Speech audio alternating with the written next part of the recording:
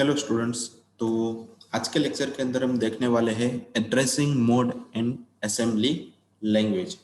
ठीक है, तो लास्ट लेक्चर के अंदर हमने क्या पढ़ा था कि ऑपकोड, ऑपरेंड, वो सारी चीज़ें क्या होती है, उसके अंदर कितने बाइट्स के डेटा स्टोर हुए किए जाते हैं, रजिस्टर क्या होते हैं। ठीक है, तो इन सब के बारे में लास्ट लेक्चर के अंदर हमने पढ़ा था। ठीक है, तो वहाँ पर मैंने थोड़ी बहुत आपको असेंबली लैंग्वेज भी बताई थी। तो असेंबली लैंग्वेज के अंदर किस किस तरीके के कोड आते हैं, ठीक है, जो हम किसी भी तरीके की इंस्ट्रक्शन सिस्टम को देते हैं तो वो कोड के अंदर उसको कन्वर्ट कर देते हैं। उसके बाद जो भी रजिस्टर के अंदर कोड होता है वो कोड हमारे एड्रेसिंग मोड के अंदर किस तरीके से एग्जीक्यूट होता है वो देखेंगे। ठीक है, तो ये इन दोनों टॉपिक के बारे में हमें इस लेक्चर के अंदर स्टडी करना है। तो फर्स्ट ऑफ ऑल तो सीखने वाले थे हम आज के लेक्चर के अंदर असेंबली लैंग्वेज। ठीक है, तो असेंबली लैंग्वेज इस तरीके से दी जाती है, उसके सारे सिंबल यहाँ पे मैंने आपको प्रेजेंट करके दिए हुए।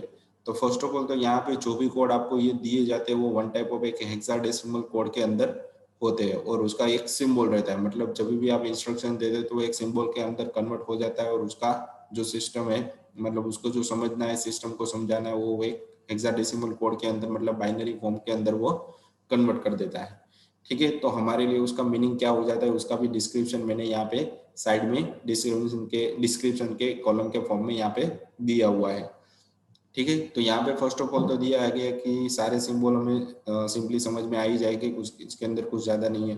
ठीक है, तो लास्ट लेक्चर के अंदर मैंने वो भी बताया था कि अगर ऑपकोड के अंदर स्टार्टिंग का जो 0 है तो इनडायरेक्ट रजिस्टर होता है, 1 होगा तो डायरेक्ट रजिस्टर होगा, मतलब वो डायरेक्ट मेमोरी में से डेटा उठाएगा, या 0 होगा तो डायरेक्ट मेमोरी में से डेटा नहीं उठाएगा। मतलब एक बीच में मेमोरी आती है जिसकी मदद से वो टेम्पररी डेटा को स्टोर करके रखते हैं। तो ये दो अलग अलग चीज थी, 0 और 1। ठीक है, तो फर्स्ट ऑफ ऑल इसकी हम कमांड यहाँ पे देख लेते हैं कि क्या होता है। तो एंड सिंबल की मदद से क्या होता है कि and memory word to accumulator, मतलब वो एक्यूमुलेटर के अंदर वो स्टोर होता है। कहाँ पे स्टोर हो रहा है वो भी यहाँ पे दिया हुआ है कि एक्यूमुलेटर मतलब वन टाइप ऑफ हमारा रजिस्टर। ठीक है, तो वहां पे हमने बहुत सारे रजिस्टर देखे, तो उसमें से ये एक रजिस्टर है जिसके अंदर हम डेटा को या फिर ऑपकोड को स्टोर कर सकते हैं। ठीक है, फिर है कि add memory word to x accumulator, मतलब ऐड की मदद से क्या होगा कि किसी भी तरीके के डेटा को स्टोर करवाना है या फिर कैलकुलेशन करवाना है तो उसके लिए लोड LDA, मतलब इससे लोड होता है मेमोरी के अंदर, एक्यूमुलेटर के अंदर डेटा।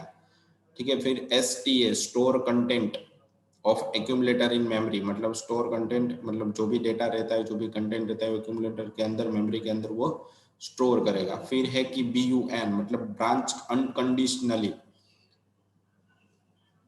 ब्रांच अनकंडीशनल का मतलब क्या हो जाता है यहाँ पे कि जैसे कि हम रिलेशनल ऑपरेटर पढ़ते हैं कि less than, greater than, less equal to, greater equal to, वो सारी कंडीशन इसके अंदर आ जाती है। मतलब किस तरीके की ब्रांच के अंदर कंडीशन उसको लगानी वो खुद ही डिसाइड कर लेगा वहां से।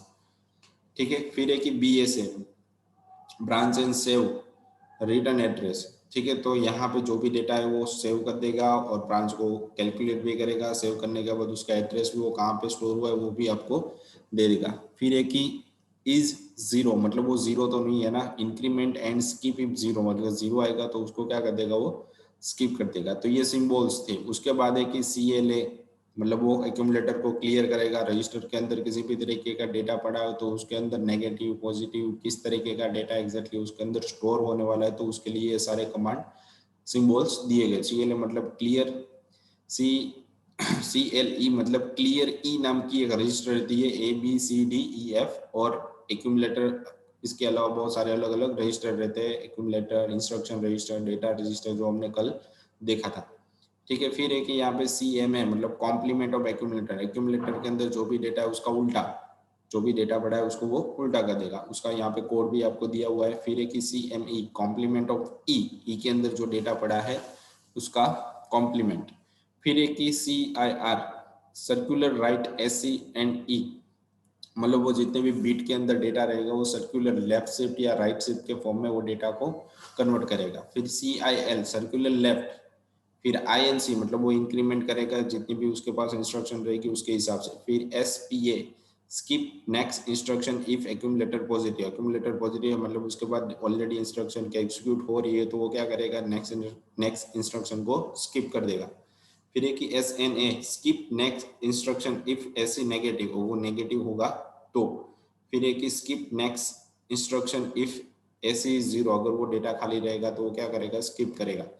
फिर SJD, तो अलग अलग फॉर्मेट के अंदर वो क्या करता है कि डेटा को होल्ड, इंक्रीमेंट, डिक्रीमेंट, क्लियर, ठीक है, तो कॉम्प्लीमेंट, रिवर्स, वो सारी चीजें यहाँ से उसकी मदद से आप कर सकते हो रजिस्टर के अंदर, ठीक है। तो कोड आपको यहाँ पे सिंबल दिया गया है। फिर है कि मुझे इनपुट में से डेटा चाहिए या ले जाना है, तो उसके लिए इनपुट, आउटपुट, स्किप करना है, स्किप आउटपुट करना है, इंटरप्ट करना है कोई ऑपरेशन या इंस्ट्रक्शन, तो वो सारे यहाँ पे आपको सिंबल्स दिए गए, ठीक है। तो ये सारे क्या होता है कि असेंबली लैंग्वेज के अंदर ये सारे सिंबल इस तरीके से दिए जाते हैं कि जिसकी मदद से एड्रेस या रजिस्टर के अंदर जो भी डेटा आपका पड़ा हुआ है उसको आप टेम्पररी ब्लॉक कर सकते हो, इंटरप्ट कर सकते हो, कोई भी कैलकुलेशन कर सकते हो, ठीक है। तो इस तरीके से होती है सारी कैलकुलेशन, ठीक है। तो असेंबली लैंग्वेज के फॉर्म में वो हम जो भी इंस्ट्रक्शन देते हैं वो इस तरीके से कन्वर्ट हो जाती है और उसके बाद वो प्रोसेसर को कंपाइल करने के लिए देता है, जिसके हिसाब से हमें आउटपुट मिल जाता है, ठीक है। तो उसके बाद आ जाता है कि हमारे पास एड्रेसिंग मोड। तो फर्स्ट ऑफ ऑल हमने क्या देखा था कि असेंबली लैंग्वेज के अंदर किस किस तरीके के कोड आते हैं वो सारे मैंने आपको बता दिया, ऑपरेशन कैसे करेंगे वो आगे हमें पता चलेगा, ठीक है। तो ये हमारे कोड थे, तो ये आपको याद रखने थे या फिर आप कहीं पर भी नोट भी कर सकते हो ताकि पता चलेगा कि एक्यूमुलेटर असेंबली लैंग्वेज किस तरीके से होती है और उसके अंदर किस तरीके का डेटा आता है। तो यहाँ पे डिस्क्रिप्शन के अंदर आप अच्छे से देख सकते हो, ठीक है। फिर एक एड्रेसिंग मोड, एड्रेसिंग मतलब किस तरीके की इंस्ट्रक्शन मेरे पास आएगी तो वो किस एड्रेस के थ्रू इंस्ट्रक्शन एग्जीक्यूट होगी, तो वो यहाँ पे दिया गया। तो यहाँ पे वो भी दिया गया है कि एड्रेसिंग मोड का हम यूज क्यों करते हैं, पहली बात तो, ठीक है। तो फर्स्ट ऑफ ऑल यहाँ पे बताया गया है कि the operation field of instruction specify the operation to be perform, किस तरीके का ऑपरेशन करना है वो हमें पहले दिखाएगा यहाँ पे। This operation will be execute on some data which is store in a computer register और मेन मेमोरी, मेन मेमोरी के अंदर जो भी डेटा पड़ा है कंप्यूटर के अंदर या फिर हमारे रजिस्टर के अंदर, तो उसको एग्जीक्यूट किस तरीके से करेगा तो वो कंप्यूटर डिसाइड करता है। तो way any operand is selected during the program execution is dependent on the addressing mode of the instruction, मतलब ऑपरेंड के अंदर जो भी डेटा उसका पड़ा है उसके साथ किस तरीके का कैलकुलेशन करवाना है वो एड्रेसिंग मोड के ऊपर डिपेंडेंट रहता है, ठीक है। तो purpose of using addressing mode, तो उसका क्या यूज है यूज करने का, to give a programming feasibility, मतलब वर्सालिटी वो देता है यूजर को कि एक फैसिलिटी होगी कि उसको जब वहां पे कंप्यूटर के अंदर जो जिस तरीके का कैलकुलेशन होता है वो उसको याद रखने की कोई जरूरत नहीं, अपनी तरीके से भी वो इंस्ट्रक्शन देगा तो भी कंप्यूटर वो समझ लेगा। फिर है कि to reduce the number of bit in addressing field of instruction, ठीक है। तो सेकंड वाला क्या दिया है कि अगर हम इंस्ट्रक्शन किसी भी तरीके देगा तो क्या करेगा कि रजिस्टर असेंबली लैंग्वेज के अंदर उसको क्या करेगा कि शॉर्ट फॉर्म के अंदर वो रिड्यूस कर देगा, मतलब उतनी जो पूरी लाइन हम लिख रहे हैं वो हमारे लिए है, सिस्टम को समझाने के लिए तो क्या होता है वन टाइप ऑफ ऐसे लो लेवल लैंग्वेज यूज होती है, मतलब वो कोड को रिड्यूस कर देगा, छोटा कर देगा, ठीक है। तो एड्रेसिंग मोड आपको पता चल गया, तो उसकी दो ही बेनिफिट्स है। फर्स्ट ऑफ ऑल तो क्या है कि यूजर को बेनिफिट रहेगा किस तरीके की प्रोग्रामिंग उसको करनी है, दूसरा कोड है वो छोटा हो जाएगा, ठीक है। तो इस दोनों तरीके के लिए एड्रेसिंग मोड का यूज किया जाता है। फिर एक उसके अंदर कितने तरीके के एड्रेसिंग, यहाँ पे तो हमें 5 तरीके के एड्रेसिंग मोड दिए गए, तो इसके अलावा भी बहुत सारे अलग अलग तरीके के एड्रेसिंग मोड आते हैं, पर ये जो 5 तरीके दिए गए हैं वो बहुत ही ज्यादा यूज होने वाले एड्रेसिंग मोड है, ठीक है। तो फर्स्ट ऑफ ऑल तो इमीडिएट मोड दिया गया है, उसके बाद रजिस्टर मोड दिया गया है,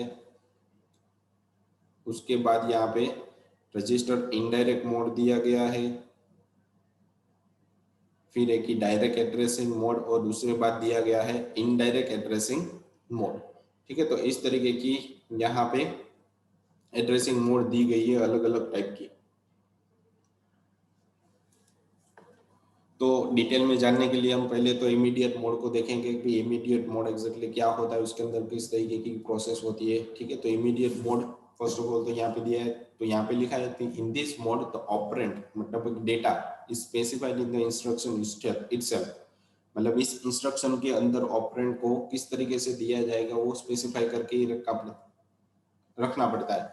फिर एक immediate mode instruction has an operand field rather than the address field, ठीक है। तो एड्रेस फील्ड के अलावा वो क्या करता है कि डायरेक्टली ऑपरेट के अंदर जो भी डेटा पड़ा है फील्ड पड़ी है उसको भी वो डायरेक्टली यूज करेगा, ठीक है। एग्जांपल के फॉर्म में यहाँ पे दिया गया कि ऐड नाम की जो असेंबली लैंग्वेज मतलब 7 को मुझे ऐड करवाना है, ठीक है। तो 7 यहाँ पे लिख दिया विच से add 7 to content of accumulator मतलब एक्यूमुलेटर के अंदर 7 को वो ऐड करेगा, ठीक है। तो एक्यूमुलेटर के अंदर जो ऑलरेडी डेटा पड़ा है उसके अंदर वापस 7 ऐड हो जाएगा, तो 7 इज द ऑपरेंड हियर। तो यहाँ पे लिखा है कि ऑपरेंड मतलब 7 जो डेटा है उसको यहाँ पे बोला जाता है ऑपरेंड, ठीक है। तो इमीडिएट मोड क्या करता है कि डायरेक्टली एक्यूमुलेटर के साथ ही वो सारा कुछ कैलकुलेशन करता है, मतलब एक्यूमुलेटर के साथ ही उसका सारा कुछ परफॉर्मेंस होता है, ठीक है।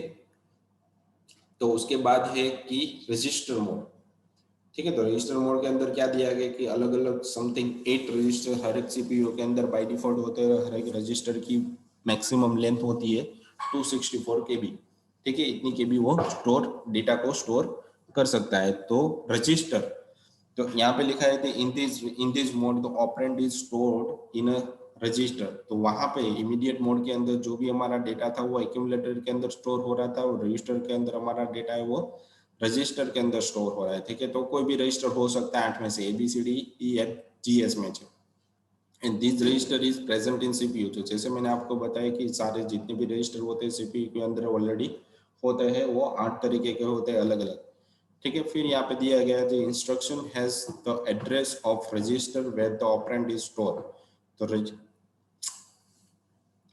तो हर एक इंस्ट्रक्शन की एक एड्रेस रहती है जिसके अंदर जो भी डेटा पड़ा है वो वन टाइप ऑफ एक एड्रेस के अंदर रजिस्टर के अंदर स्टोर हो जाता है। तो इसका बेनिफिट क्या है, तो shorter instruction and faster instruction fetch, मतलब वो इंस्ट्रक्शन कोड उसकी छोटी हो जाती है और उसका वर्क है वो ज़्यादा फास्ट हो जाता है।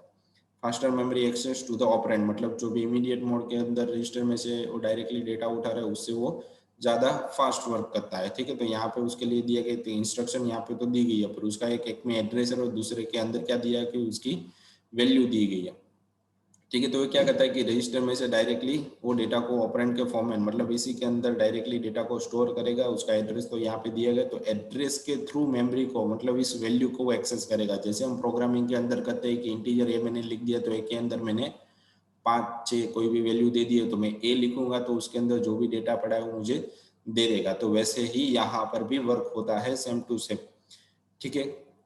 फिर उसके डिसएडवांटेज क्या है, तो वेरी लिमिटेड एड्रेस स्पेस, मतलब मैं उसके अंदर बहुत बड़ी वैल्यू मुझे डालनी है तो मैं नहीं कर सकता, तो उसके लिए मुझे डेटा दूसरे डेटा को यूज करना पड़ेगा, ठीक है। Using multiple register help performance but it complicate the instruction, ठीक है। तो रजिस्टर के अंदर जो भी मल्टीपल रजिस्टर रहते हैं वो हेल्प करते हैं परफॉर्मेंस को इम्प्रूव करने के लिए, बट इट इज़ कॉम्प्लिकेटेड हो जाता है कि एक के अंदर इसके पास डेटा पड़ा है वो दूसरे को भी उसका कैलकुलेशन करने दोगे तो दोनों के अंदर कैलकुलेशन में गड़बड़ी हो जाती है, ठीक है। तो वो कॉम्प्लिकेटेड हो जाता है थोड़ा।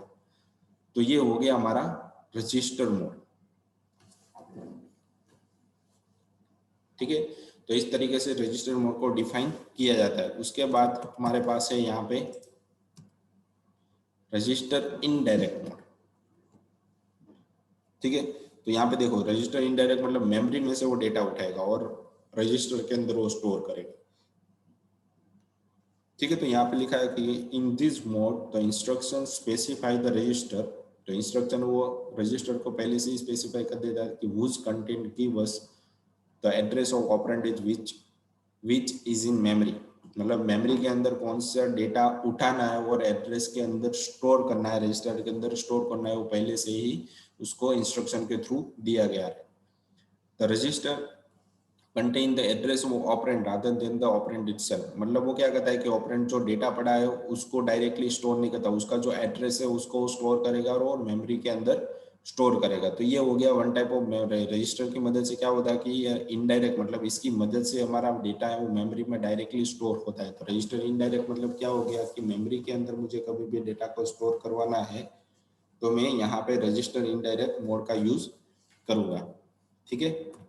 फिर उसके बाद है कि डायरेक्ट एड्रेसिंग मोड, ठीक है, मतलब मेमोरी के अंदर डायरेक्ट मुझे डेटा को स्टोर कर देना तो बीच में कोई रजिस्टर की मुझे ज़रूरत नहीं, तो वो हो जाता है वन टाइप ऑफ हमारा डायरेक्ट एड्रेसिंग मोड। तो यहाँ पे जैसे आपको दिया गया है कि एक ग्राफिकली फॉर्म में इंस्ट्रक्शन है और उस पिछले वाले जो रजिस्टर था उसके अंदर क्या था, रजिस्टर इनडायरेक्ट के अंदर बीच में हमारे पास एक रजिस्टर था जो सीपीयू के अंदर, तो सीपीयू के थ्रू डेटा यहाँ पे स्टोर होता है, जबकि register indirect direct addressing mode के अंदर बीच में कोई कैलकुलेशन नहीं होती, डायरेक्टली मेमोरी के अंदर डेटा को स्टोर किया जाता है।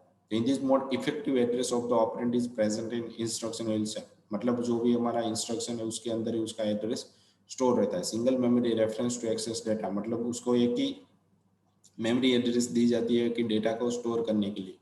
No additional calculation to find effective address of the operand, मतलब इसके साथ किसी भी तरीके का कैलकुलेशन उसको करना है तो अलग से कोई मेमोरी या रजिस्टर उसको नहीं दिया जाता।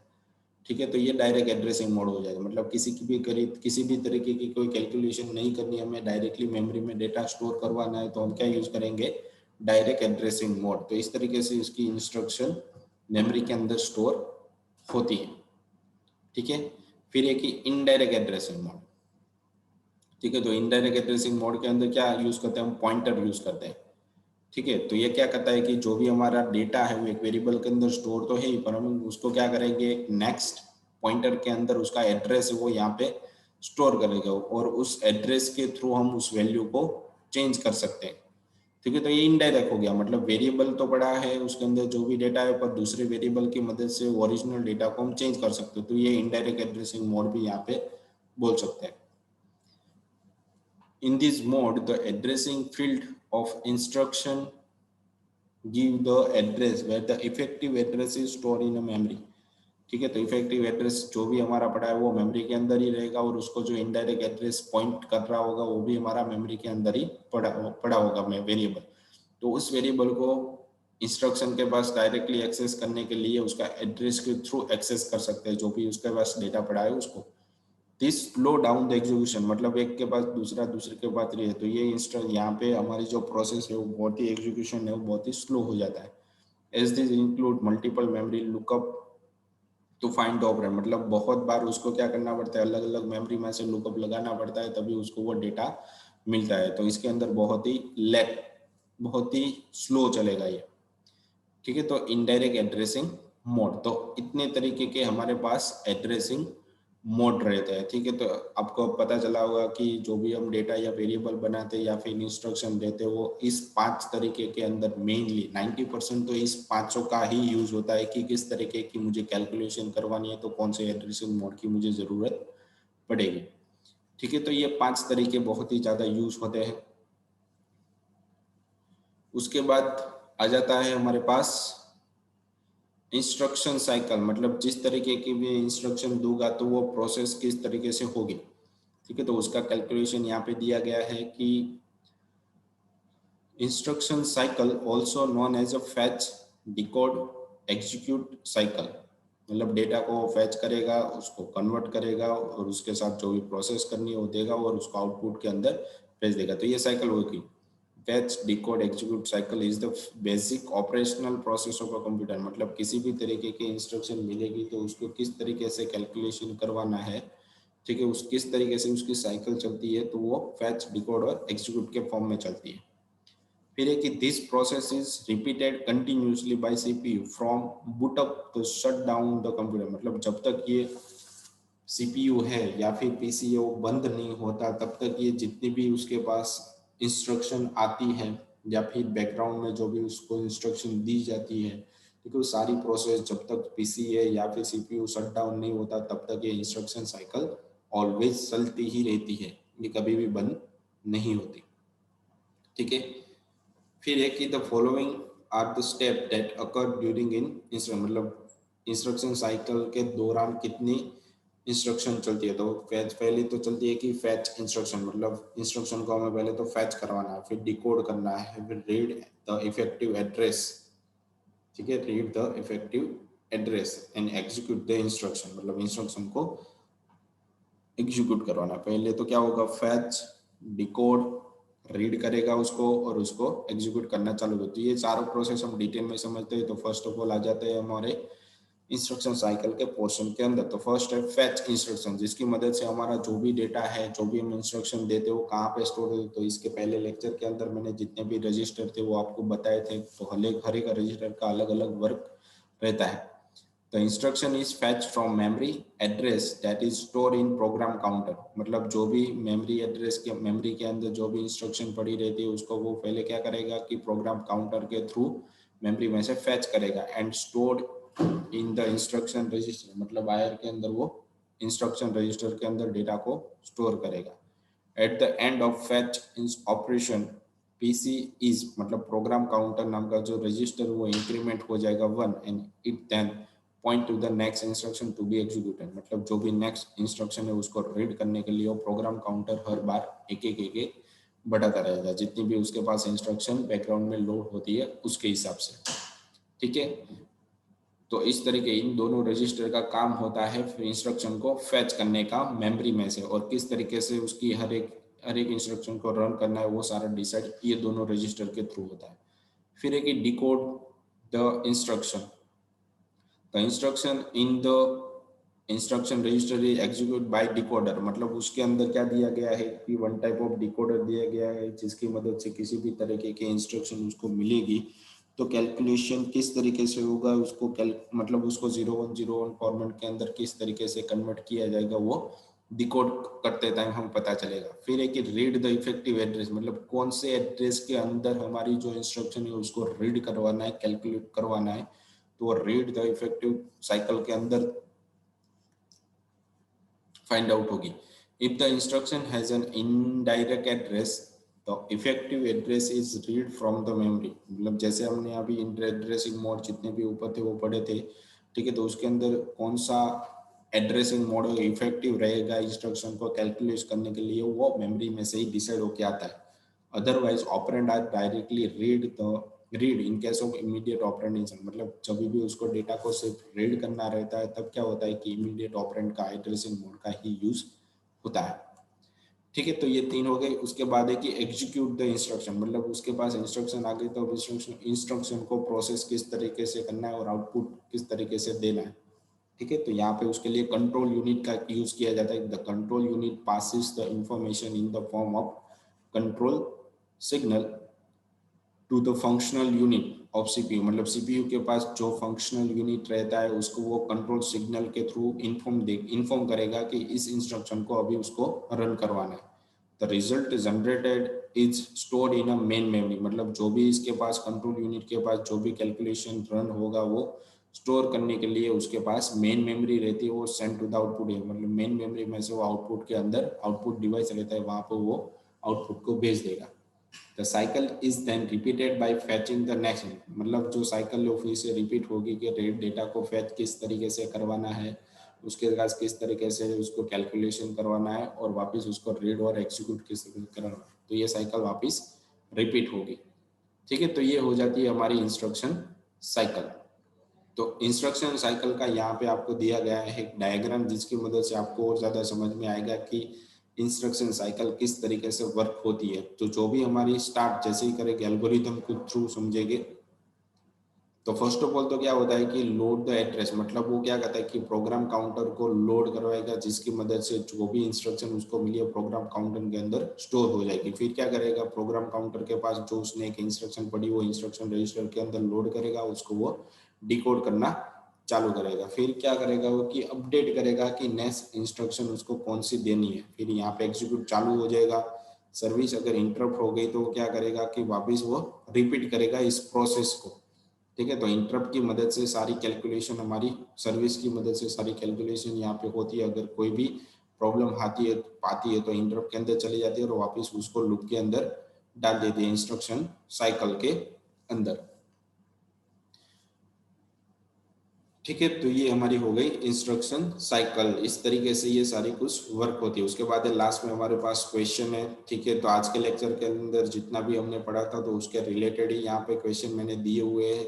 ठीक है, तो ये आपको अच्छे से हमारी जो एप्लीकेशन है उसके अंदर आपको सबमिट करवाना है ताकि आपकी अटेंडेंस सही तरीके से हो जाए। ठीक है, तो आज का लेक्चर बहुत ही ज़्यादा अच्छा था क्योंकि इसके अंदर एड्रेसिंग मोड, असेंबली लैंग्वेज, इन सब का एक मिक्सअप हमें देखा। ठीक है, तो आगे भी इसकी बहुत सारी अलग अलग डिटेल के अंदर आर्किटेक्चर उसका स्ट्रक्चर रहेगा तो वो भी हम देखने वाले हैं। ठीक है, तो आज के लेक्चर के लिए इतना ही था। Thank you.